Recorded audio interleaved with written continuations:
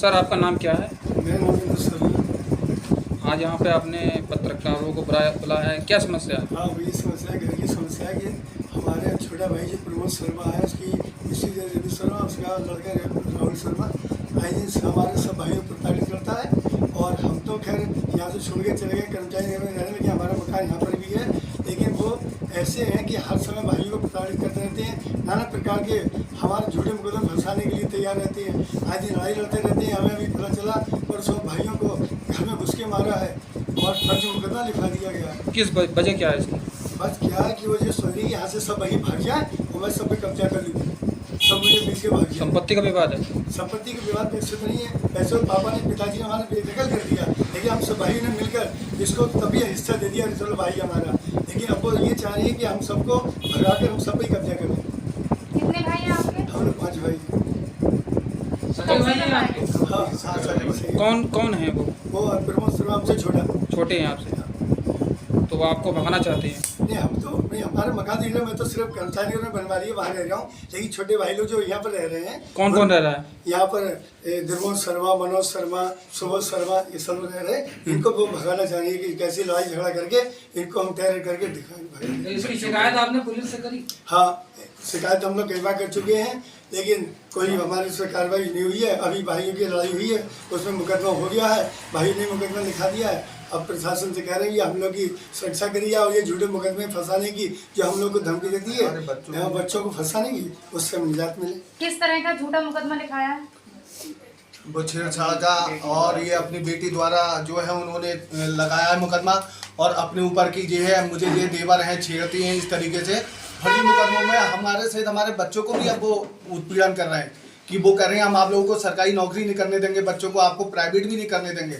मतलब वो इस तरीके का हम लोगों को टॉर्चर कर रहे हैं कि हम ये मकान छोड़ के उनके औने पौने दाम में वो अपने जो है लोगों को भेजती है हमारे पास, ये कह के कि भाई कितने में बेच रहे हो मकान, और नहीं बेचोगे तो हम फर्जी मुकदमों में आप लोगों को जो है फंसाएंगे, आपके बच्चों को फंसाएंगे। अब हम पे इतना पैसा नहीं है कि हम मुकदमा लड़ सकें, तो हम ये प्रशासन से और शासन से चाहते हैं कि हमारे को इस जो है परेशानी से निजात दिलाएं, हमारी सुनवाई हो। बस यही हम चाहते हैं कि वो जो लेडीज़ है उस वो फर्जी मुकदमा हमारे बच्चों पे लगा रही है, वो भी लेडीज़ के ही नाम से हमारे बच्चों को फंसा रही है। वो भी बताइए, हमारी भतीजी है, हम उसके साथ ऐसा करेंगे, हमारे बच्चे ऐसा करेंगे। हम लोग इस बात से बड़ा उत्पीड़न हो रहे हैं कि वो बार बार अपनी बच्ची को और खुद जाके खड़ी हो जाती हैं, कपड़े फाड़ के, या बच्ची से कहेंगी छेड़छाड़ का मुकदमा लगाओ। मतलब क्या नाम है सर आपका? मेरा नाम प्रमोद शर्मा है। क्या क्या परेशानी है? मेरे भाई सन 86 में पिताजी ने अपनी संपत्ति से बेदखल कर दिया था उनके गलत आचरणों के कारण। तत्पश्चात हम लोगों ने भाई समझ के हम चारों और भाइयों ने मिलकर पापा से आग्रह करके उनको कहा नहीं कोई पिताजी ऐसी बात नहीं, उन्हें उनका हिस्सा दिलवाया। लेकिन वह हमें तब से आज तक प्रताड़ित ही करते आ रहे हैं, परेशान ही करते आ रहे हैं। सन 2009 में मेरे बहुत चोट लगी शरीर में, मेरे दोनों हाथ पैरों की कम से कम 25-30 हड्डियाँ टूटी हुई हैं, और इसमें लाठी डंडों से मारा। मेरा कूला फिसल गया, जो उनने सरफ का पानी डाला, मैं गिरा। कूला मेरे एक्सरे करा हुआ है मेरी रिपोर्ट में, और मेडिकल करा हुआ। जो मेरे हाथ में पट्टी बंधी हुई है गर्म, इसमें प्लास्टर कल होगा। मेरे काफ़ी चोटें हैं, लेकिन वो मेरे बच्चों पे दोनों 3-4 मुकदमे पहले से फर्जी लिखवा चुके हैं, मेरे भाइयों पे, मेरे परिवार पे, मेरी मिसेज पे। हमारे बच्चे कभी घर से बाहर निकलते नहीं, अपने पढ़ाई से मतलब, काम से मतलब, लेकिन वो कहते हैं ना हम ना पढ़ने देंगे ना कोई काम करने देंगे, प्राइवेट काम तक इतने मुकदमे फंसवा देंगे आपको कि आप कुछ करने लायक ही ना रहो। तुम लोगों को आप ना तो हमारे लिए, हमारी केवल 25 गज जगह दी पिताजी ने, हम लोग कैसे अपने जीवन को चला रहे हैं भगवान ही जानता होगा। कितनी जगह है? जगह कितनी है? 25 गज जगह हम लोगों को मिली है। नहीं, टोटल कितनी है? टोटल 165 गज जगह थी। अच्छा। जो वैली में भी निकल गई, तो 25-25 गज जगह हम लोगों को मिली। तो 25 जगह में हम लोगों को खाली जगह मिली। हम लोग किसी भी तरीके से 1-1, 2-2 कमरे बनवाने की कोशिश कर रहे हैं, अभी भला नहीं है हमारा, लेकिन बनवाने की कोशिश। वो जो कह रहे 25 गज जगह भी ये औने पौने में 2 लाख 3 लाख में बेच के यहाँ से भाग जाए, अन्यथा हम बच्चों को किसी भी कामयाब होने नहीं देंगे तुम्हारे।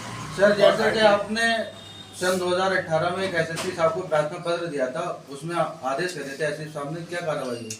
हम लोग साहब कोतवाली आए, कोतवाली में हमने कोतवाल साहब से कही, कोतवाल साहब ने चौकी इंचार्ज से कही, लेकिन हमारी कोई सुनवाई नहीं, क्योंकि वहाँ पे पैसे इतने भरपूर भर दिए जाते हैं। क्योंकि जो राहुल शर्मा है वो पैसे के मद में इतना रहता है, कुछ कहने की नहीं।